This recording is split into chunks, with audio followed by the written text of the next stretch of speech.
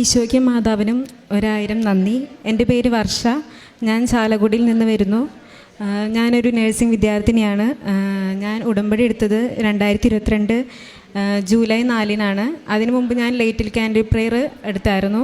അതെൻ്റെ ഒരു ഫ്രണ്ട്, ക്ലാസ്സിലുള്ള ഫ്രണ്ട് ഇങ്ങനെ കൃപാസനത്തിന് പ്രാർത്ഥിക്കുമ്പോൾ ഞാൻ ചോദിക്കും ഇതെന്ത് പ്രാർത്ഥനയാണ് എന്നൊക്കെ ചോദിക്കാറുണ്ടായിരുന്നു. അപ്പോൾ അവൾ ഇങ്ങനെ കാലത്തും രാത്രിയിൽ ഇങ്ങനെ പ്രെയർ എത്തിക്കുന്ന കാര്യം പിന്നെ മാതാവിനെ കുറിച്ചൊക്കെ പറഞ്ഞു തന്നായിരുന്നു.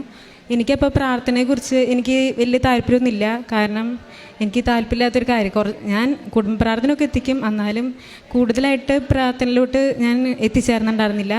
അതിനുശേഷം ഞാൻ 3rd ഇയറിൽ ഞങ്ങൾക്ക് കൊറോണ ആയതുകൊണ്ട് വീട്ടിലിരുന്നാണ് പഠിച്ചുകൊണ്ടിരുന്നത്. അപ്പോൾ എക്സാം ഇങ്ങനെ നീണ്ടുപോയിക്കൊണ്ടിരിക്കുക. അപ്പോൾ പഠിക്കുന്ന സമയത്ത് എൻ്റെ കമ്മ്യൂണിറ്റി ബുക്കിൻ്റെ ഉള്ളിൽ ഈ കൃപാസനത്തിൻ്റെ പത്രം ഉണ്ടായിരുന്നു.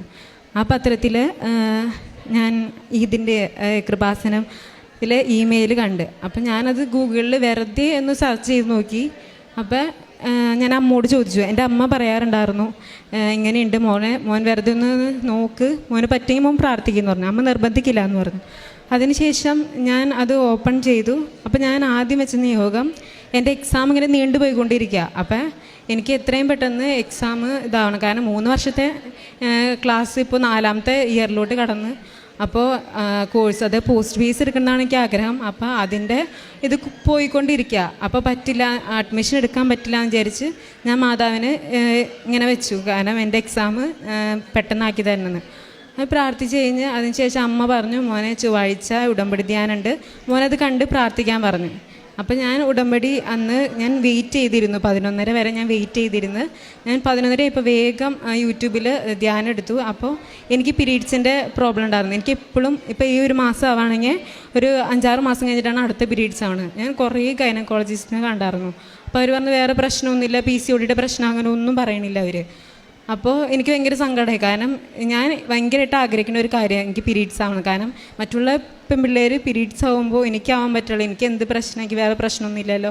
അപ്പോൾ ഞാൻ അന്നത്തെ ഉടമ്പടി തീരണ വരെ എനിക്ക് പീരീഡ്സ് ആവണേ മാതാവ്, പീരീഡ്സ് ആയി കഴിഞ്ഞാൽ ഞാൻ എന്തായാലും ഇവിടെ വന്നിട്ട് ഉടമ്പടി എടുത്തോളാം എന്ന് പറഞ്ഞ് അങ്ങനെ ഉടമ്പടി കഴിഞ്ഞ് കുറച്ച് കഴിഞ്ഞപ്പോൾ എനിക്ക് വയറ് ഭയങ്കരമായിട്ട് വേദന എടുക്കാൻ തുടങ്ങി. വേദനയല്ല, ഒരു അസ്വസ്ഥതയൊക്കെ പോലെ.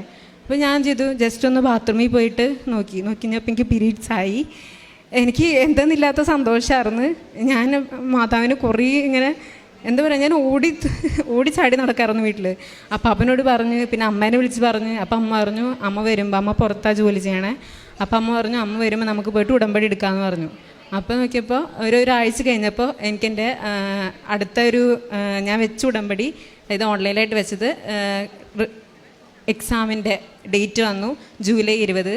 അതിനു മുമ്പ് അതിനുശേഷം ജൂൺ ലാസ്റ്റൊക്കെ ആയപ്പോൾ എൻ്റെ അമ്മ വരാമെന്ന് അമ്മ വിളിച്ച് പറഞ്ഞു. അപ്പോൾ എനിക്ക് ഭയങ്കര സങ്കടമായി. അപ്പം ഞാൻ ഈ എക്സാം ഡേറ്റ് വെച്ച കാര്യം ഞാൻ മറന്നു. അപ്പം ഞാൻ പറഞ്ഞു മാതാവ് എനിക്ക് എൻ്റെ ഡേറ്റ് എനിക്ക് മാറ്റിത്തരണം, എൻ്റെ അമ്മ 3 വർഷത്തിന് ശേഷം കാണാൻ വരുന്നതാ, എനിക്ക് എക്സാം ഡേറ്റ് മാറ്റിത്തരണം എന്ന് പറഞ്ഞ് പ്രാർത്ഥിച്ച്. അത് കഴിഞ്ഞ് കുറച്ച് കഴിഞ്ഞപ്പോഴാണ് ഞാൻ ആലോചിച്ചത് അയ്യോ ഞാൻ തന്നെ വെച്ച ഡേറ്റ് ഞാൻ തന്നെ മാറ്റാൻ പറയണമെന്ന്. അത് ഞാൻ സോറിയൊക്കെ പറഞ്ഞ് ഞാൻ കുഴപ്പമില്ല അമ്മേനെ പിന്നെയും അമ്മ അടുത്ത വർഷം വരുമ്പോൾ കാണാം, പിന്നെ കുറച്ച് ദിവസം അമ്മയുടെ കൂടെ നിൽക്കാമെന്ന് വിചാരിച്ച് അങ്ങനെ എക്സാമിന് കുറച്ച് ദിവസം മുമ്പ് അമ്മ വന്ന് അമ്മയോട് ഇതാക്കിയിട്ട് അതിന് ശേഷം ഞാൻ എക്സാമിന് 4 ദിവസം മുമ്പ് ഞാൻ ഹോസ്റ്റലിൽ പോയി കഴിഞ്ഞപ്പോൾ പഠിക്കണമല്ലോ. പഠിക്കാന്ന് വെച്ച് കഴിഞ്ഞാൽ വീട്ടിലിരുന്നൊന്നും പഠിക്കാറില്ല, പഠിക്കാനായിട്ട് ഭയങ്കര മടിയാണ്. അതുപോലെ തന്നെ ഹോസ്റ്റലിൽ ചെന്നപ്പോൾ ഞങ്ങൾ 5 ഫ്രണ്ട്സ് ഉണ്ട്. ബാക്കിയുള്ളവരൊക്കെ ഇരുന്ന് പഠിക്കുമ്പോൾ ഞങ്ങൾ മാത്രം സംസാരിച്ച് ഫോണിൽ നോക്കി ഈ സ്നാക്സൊക്കെ കഴിച്ച് അങ്ങനെ കളയാം. കാരണം എല്ലാവരും പഠിച്ചിട്ട് കിട്ടണില്ല എന്ന് പറഞ്ഞ് സങ്കടം പറയുമ്പോൾ ഞങ്ങളുടെ ആ സബ്ജക്റ്റിൻ്റെ പകുതി പോർഷൻ പോലും പഠിച്ച് തീർന്നിട്ടില്ല. ഫസ്റ്റ് എക്സാം OBG ആയിരുന്നു. OBG എക്സാം എഴുതി ഞാൻ കരഞ്ഞാണ് ഇറങ്ങിയത്, കാരണം പഠിച്ചിട്ടില്ലായിരുന്നു. എന്തൊക്കെ എഴുതി വെച്ചിട്ട് ഇറങ്ങി. അതുപോലെ OBG പ്രാക്ടിക്കലിനും കയറി, ഒന്നും അറിയില്ലായിരുന്നു, കരഞ്ഞാണ് ഇറങ്ങിയത്. ഞാൻ നന്നായി പ്രാർത്ഥിച്ചു മാതാവേ പാസ്സാക്കണം. ഞാനിവിടെ അപ്പോഴേക്കും ജൂലൈ 4 വന്ന് ഞാൻ ഉടമ്പടി എടുത്തായിരുന്നു. ഫസ്റ്റ് നിയോഗം ഞങ്ങളെല്ലാവരും 33 പേര് പാസ്സാവണമെന്നാണ്. കാരണം ഞങ്ങളുടെ ബാച്ചിനെ ഞങ്ങളുടെ കോളേജിൽ ആർക്കും ഇഷ്ടമല്ലായിരുന്നു. കാരണം പഠിക്കില്ല, ഭയങ്കര തെറ്റായ ഇതിലൊക്കെയാണ് നടക്കണേന്ന് പറഞ്ഞ്. അങ്ങനെ എക്സാമൊക്കെ കഴിഞ്ഞ് വീട്ടിൽ പോയ ശേഷം ഞാൻ ദിവസം പ്രാർത്ഥിച്ച് കഴിഞ്ഞ് റിസൾട്ട് വന്നപ്പോൾ ഞങ്ങൾ 33 പേരും പാസ്സായി. അതിനു മുമ്പ് റിസൾട്ട് വരുന്നേക്കാളും മുന്നേ പോസ്റ്റ് ബേസ്ഡ് അഡ്മിഷൻ തുടങ്ങിയെന്ന് പറഞ്ഞു. മാംഗ്ലൂരാണ്. അപ്പോൾ അഡ്മിഷൻ എടുക്കാനായിട്ട് ഞങ്ങൾക്ക് ഫീസ് അടയ്ക്കണം. ആ ഫീസ് അടച്ചിട്ട് അഥവാ തോറ്റു പോയി കഴിഞ്ഞ് കഴിഞ്ഞാൽ നമുക്ക് പൈസ തിരിച്ച് കിട്ടില്ല. അപ്പോൾ എൻ്റെ ഫ്രണ്ട് വിളിച്ച് പറഞ്ഞു, എടി എനിക്കറിയില്ല നമുക്ക് ചേരാൻ പറ്റുമെന്ന്, കാരണം നമ്മ മര്യാദയ്ക്ക് എഴുതിയിട്ടില്ല, അപ്പോൾ തോറ്റ് കഴിഞ്ഞാൽ പൈസ കിട്ടില്ല, അഡ്മിഷൻ എടുക്കണമെന്ന്. ഞാൻ പറഞ്ഞു അഡ്മിഷൻ എടുക്കാം, അമ്മ മാധവ് നോക്കിക്കോളും, എന്തിനാ പേടിക്കണമെന്ന് വെച്ചു. അങ്ങനെ റിസൾട്ടിന് മുമ്പേ തന്നെ ഞങ്ങൾ അഡ്മിഷൻ എടുത്തു. അതുപോലെ റിസൾട്ട് വന്നു. ഞാൻ അറിഞ്ഞില്ല, എൻ്റെ കൂട്ടുകാർ വിളിച്ചാണ് പറഞ്ഞത്, എടി റിസൾട്ട് വന്നു എന്ന് പറഞ്ഞു, നമ്മളെല്ലാം പാസ്സായി എന്ന് പറഞ്ഞു. എനിക്ക് ഈ സന്തോഷം കൊണ്ട് നിൽക്കണോ എന്താണെന്നറിയില്ലായിരുന്നു. ഞാൻ ഭയങ്കരമായിട്ട് ഇതായി. അതിനുശേഷം ഞങ്ങൾ അഡ്മിഷൻ എടുത്തു. അവിടെ ചെന്ന് പോസ്റ്റ് ബേസിക്ക് കയറി കഴിഞ്ഞപ്പോൾ ആദ്യമൊക്കെ നന്നായിട്ട് പ്രാർത്ഥിച്ചിരുന്നു. നല്ല രീതിയിൽ 5:30 എഴുന്നേറ്റ് പ്രയർ എത്തിച്ചു. എല്ലാ കാര്യങ്ങളും സെറ്റ് ചെയ്ത് പോയി. പക്ഷെ ഞങ്ങൾക്ക് 2 മാസം ഞങ്ങൾക്ക് ഔട്ടിങ് ഇല്ല, കാരണം അവിടുത്തെ സ്ഥലങ്ങളൊന്നും അറിയാത്തതുകൊണ്ട് കോളേജിൽ നിന്ന് ഔട്ടിങ് ഞങ്ങൾക്ക് തന്നിട്ടില്ല. അപ്പം ഞങ്ങൾക്ക് പള്ളിയിൽ പോകാനും പറ്റില്ല. അങ്ങനെ ഇരുന്നിരുന്ന് പള്ളിയിൽ പോകാനായിട്ട് മടി തുടങ്ങി. കാരണം പിന്നെ ഔട്ടിങ് എല്ലാം സെറ്റായി കഴിഞ്ഞപ്പോൾ ഞങ്ങൾക്ക് പള്ളി പോകാൻ തന്നെ മടിയായി. ഞങ്ങൾ പോകില്ല, ബാക്കി എല്ലാവരും പോയാലും ഞങ്ങൾ പള്ളിയിൽ പോകാറില്ല. അത് കഴിച്ച് കഴിഞ്ഞ് കുറച്ച് നാൾ കഴിഞ്ഞപ്പോൾ അമ്മ മാതാവ് തന്ന പീരീഡ്സ് അമ്മ മാതാവ് തന്നെ തിരിച്ചെടുത്തു എന്ന് പറയാം. കാരണം എനിക്ക് പീരീഡ്സ് ആവാതെ ആയി. കാരണം ഞാൻ ഓരോ ദിവസം നോക്കുമ്പോഴും ഓരോ മാസം നോക്കുമ്പോഴും എനിക്ക് പീരീഡ്സ് കുറഞ്ഞ് വരാൻ തുടങ്ങി. പിന്നെ പീരീഡ്സ് ഇല്ല. എനിക്ക് വളരെയധികം സങ്കടം വരാൻ തോന്നി. കാരണം അപ്പം എനിക്ക് മനസ്സിലായി എൻ്റെ പ്രാർത്ഥന കുറഞ്ഞു, ഞാൻ മരിക്ക് പ്രാർത്ഥനയില്ല, അമ്മ മാതാവിൽ നകന്ന് തുടങ്ങിയപ്പോൾ എനിക്ക് ഭയങ്കര സങ്കടമായി. അപ്പം ഞാൻ പറഞ്ഞു നമുക്ക് പള്ളിയിൽ പോകാം, നമുക്ക് പ്രാർത്ഥിക്കാമെന്ന് പറയും. പള്ളിയിൽ പോയി കുർബാനയ്ക്ക് പോയെങ്കിലും എനിക്ക് 5:30 ഞാൻ എഴുന്നേക്കണില്ല. എത്ര ഫുൾ വോളിയത്തിലാണ് ഞാൻ അലാം വെക്കെങ്കിലും ഞാൻ കേൾക്കാറില്ല. എനിക്ക് വളരെയധികം സങ്കടം. കാരണം ഞാൻ 7 മണിക്കൊക്കെയാണ് എഴുന്നേക്കുന്നത്. 7 മണിക്ക് എന്നിട്ട് ഞാൻ ഇരുന്ന് കരച്ചില്ല, എന്നെ വിളിക്കണില്ല മാതാവ് എന്നിൽ നിന്ന് അകന്ന്, എന്നെ വേണ്ട, അങ്ങനെയൊക്കെ പറയാൻ തുടങ്ങി. അതിനുശേഷം ഞാൻ ഡിസംബർ, അതായത് 2023 ഡിസംബർ ഞാൻ ഉടമ്പടി പുതുക്കി. അതിനു മുമ്പ് നോമ്പെടുക്കണമല്ലോ. അപ്പം ഞാൻ മാതാവായിട്ട് പിണങ്ങി. മാതാവിനോട് ഞാൻ പറഞ്ഞു എനിക്ക് പീരീഡ്സ് തന്നില്ല, അതുകൊണ്ട് ഞാൻ നോമ്പെടുക്കില്ല എന്ന് പറഞ്ഞപ്പോൾ എനിക്ക് ഭയങ്കര സങ്കടമായി. എന്നിട്ട് ഞാൻ ഉടമ്പടി എടുത്തപ്പോൾ ഞാൻ കരയാൻ തുടങ്ങി. ഞാൻ മാതാവിനെ വളരെയധികം വേദനിപ്പിച്ചു എന്ന് മനസ്സിലാക്കിയപ്പോൾ ഞാൻ പറഞ്ഞു ഞാൻ 3 മാസത്തേക്ക് ഞാൻ നോമ്പെടുത്തോളാം. അങ്ങനെ 2024 ജനുവരി 1-ാം തീയതി തൊട്ട് ഞാൻ മാർച്ച് ഈസ്റ്ററിനാണ് ഞാൻ നോമ്പ് വീടിയത്. 90 ദിവസം ഞാൻ അടുപ്പിച്ച് ഞാൻ നോമ്പെടുത്ത് എല്ലാ മാംസങ്ങളെല്ലാം ഉപേക്ഷിച്ച് നന്നായി പ്രാർത്ഥിക്കാൻ തുടങ്ങി. ബൈബിളൊക്കെ നന്നായി വായിച്ച് ഞാൻ ചെയ്തു. മാതാവേ ഞാൻ ചെയ്ത പാപങ്ങളൊക്കെ ക്ഷമിക്കണം. ഞാൻ നന്നായി കുമ്പസാരിച്ചു, ഞാൻ ആദ്യമായിട്ട് കരഞ്ഞ് കുമ്പസാരിച്ചത് ആ സമയത്ത്. എൻ്റെ 22 വർഷത്തിൽ 11 വർഷം ഞാൻ കുർബാന സ്വീകരിച്ചത്. അതിൽ അത്ര വർഷത്തിന് ശേഷം ആദ്യമായിട്ടാണ് ഞാൻ കരഞ്ഞിട്ട് കുമ്പസാരിക്കുന്നത്. കുമ്പസാരിച്ച് കഴിഞ്ഞ് ഞാൻ നന്നായി പ്രാർത്ഥിച്ച് നോമ്പൊക്കെ എടുത്ത് നോക്കി 19-ാം തീയതി, അതായത് ജനുവരി 19-ന് എനിക്ക് കറക്റ്റായിട്ട് പീരീഡ്സ് ആയി. അപ്പോൾ എനിക്ക് ഭയങ്കര സന്തോഷമായി. കാരണം അത്ര നാളില്ലാത്ത എൻ്റെ പീരീഡ്സ് എനിക്ക് തിരിച്ച് കിട്ടി. ഞാൻ മാതാവിന് നന്ദി പറഞ്ഞു. അതുപോലെ തന്നെ ജനുവരിയിൽ എക്സാമാണ്, post based first university exam. 9 subject theory ഉണ്ട്, 3 സബ്ജക്റ്റ് പ്രാക്ടിക്കലും ഉണ്ട്. എന്താണെന്ന് അറിഞ്ഞുകൂടാ എഴുതാനായിട്ട്. ഇത് ഈ സെയിം തന്നെ ജീവനത്തിൽ എന്താണ് കാണിച്ചത് അത് തന്നെയായിരുന്നു. തലേദിവസം 9 മണിക്ക് പഠിക്കാനിരിക്കും, കാലത്ത് നേരത്തൊന്നും എഴുന്നേക്കില്ല, വെറുതെ റിവേഴ്സ് ചെയ്യും. എന്നിട്ട് പിറ്റേ ദിവസം പോയി എക്സാം എഴുതും. ഫസ്റ്റത്തെ എക്സാമിന് കരഞ്ഞു, എന്താണെന്നറിയില്ല, എഴുതിയിട്ടില്ല, എന്നാലും വെറുതെ പറഞ്ഞു. അപ്പോൾ എനിക്ക് മനസ്സിലായി ഞാൻ പഠിച്ചിട്ടില്ല, പഠിക്കാണ്ട് എഴുതിയിട്ട് കരഞ്ഞിട്ടൊരു കാര്യമില്ല. അപ്പോൾ അമ്മ പറഞ്ഞു കുഴപ്പമില്ല, മാതാവിനെ സമർപ്പിക്കാൻ പറഞ്ഞു. ഞാനപ്പോൾ മാതാവിനെ സമർപ്പിച്ച് അപ്പോഴേക്കും എനിക്ക് എന്ത് ഫ്രണ്ട്ഷിപ്പ് ഉണ്ടെങ്കിലും ഞാൻ ഫ്രണ്ട്ഷിപ്പിൽ എല്ലാ ഫ്രണ്ട്സും എന്നെ ഉപേക്ഷിച്ച് പോവും. എനിക്ക് പക്ഷേ ഞാൻ അതിലൊന്നും സങ്കടപ്പെട്ടിട്ടില്ല. പക്ഷേ എനിക്ക് 6 വർഷമായിട്ടൊരു ഫ്രണ്ട് ഉണ്ടായിരുന്നു. അവൾ ഞാൻ തമ്മിലൊരു ചെറിയൊരു പിണക്കുണ്ടായി. അത് എന്നെ ഭയങ്കരമായിട്ട് ഇതായി. കാരണം ഡിപ്രഷനിലോട്ടുള്ള ഒരു അവസ്ഥയിലോട്ട് വരെ ഞാൻ എത്താൻ തുടങ്ങി.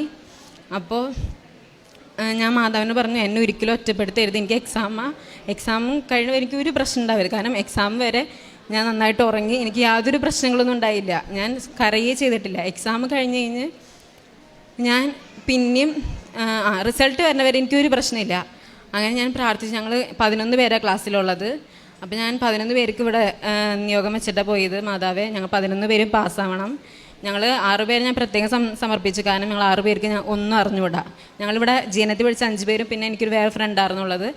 ഞങ്ങൾ 6 പേര് ഒട്ടും പഠിക്കില്ലായിരുന്നു. അങ്ങനെ എക്സാമിന് എക്സാമൊക്കെ തീർന്ന് തിയറിയും പ്രാക്ടിക്കലും തീർന്ന് റിസൾട്ട് വന്നപ്പോൾ ഞാൻ ബൈബിൾ വായിച്ചിട്ടിരിക്കുന്ന സമയത്താണ് ഞങ്ങളുടെ ഒരു മാം ഉണ്ട് ഹോസ്റ്റലിൽ. മാം എന്ന് പറഞ്ഞു, വർഷ റിസൾട്ട് വന്നു എന്ന് പറഞ്ഞു.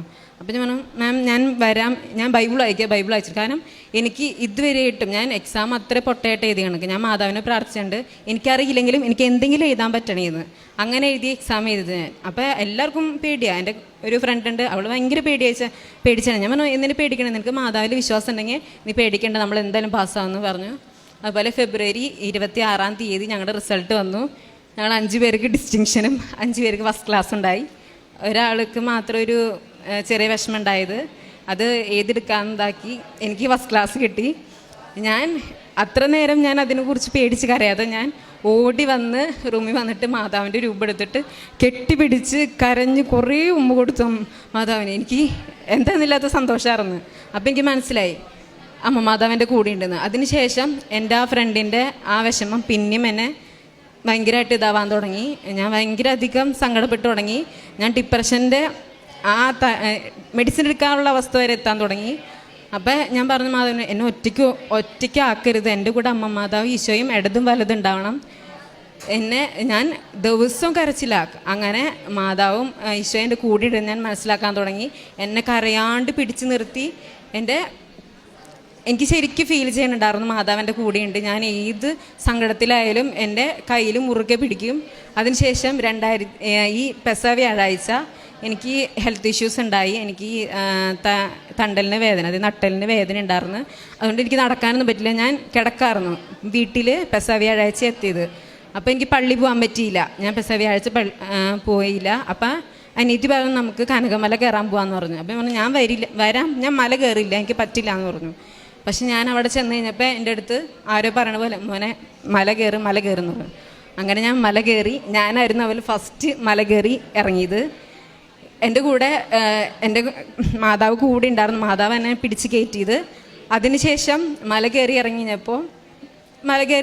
ഞങ്ങൾ കഞ്ഞി കുടിച്ച് വീട്ടിലെത്തി കഴിഞ്ഞപ്പോൾ ഞാൻ കുളിച്ചുകൊണ്ടിരിക്കുന്ന സമയത്ത് എൻ്റെ അടുത്ത്, നിൻ്റെ കൊന്ത എന്തേന്നാണ് എന്നോട് മനസ്സിൽ ചോദിച്ചത്. അപ്പം തന്നെ ഞാൻ എൻ്റെ അനിയത്തിനെ വിളിച്ചിട്ട് ചോദിച്ചു, എടി എൻ്റെ കൊന്ത അവിടെ ഇരിക്കണ്ടോ നോക്കാൻ പറഞ്ഞു. കൊന്ത കാണാനില്ല. കുളിച്ചിറങ്ങി കഴിഞ്ഞപ്പോൾ കരച്ചിലായി. കൊന്ത അന്വേഷിച്ചിട്ട് കാണണേ ഇല്ല. എനിക്ക് ഒരു ദിവസം പോലും കൊന്ത എൻ്റെ കയ്യിലില്ലാണ്ട് ഞാൻ ഉറങ്ങിയിട്ടില്ല. അന്നത്തെ ദിവസം ഞാൻ കരഞ്ഞ് മെഡിസിൻ വരെ എടുത്തിട്ട്, കാരണം എനിക്ക് അത്ര തലവേദന വന്ന് ഞാൻ മെഡിസിൻ എടുത്തിട്ട് ഞാൻ കിടന്നത്. കാരണം അത്ര കരഞ്ഞു വെച്ച് കഴിഞ്ഞാൽ എനിക്ക് മാതാവില്ലാണ്ട് പറ്റണില്ല. കാരണം എൻ്റെ കയ്യിൽ കൊന്ത ഉണ്ടെങ്കിൽ ഞാൻ അത്ര ഹാപ്പിയാണ്. ഞാൻ അന്ന് അത്രയും കരഞ്ഞ് ഉറങ്ങി.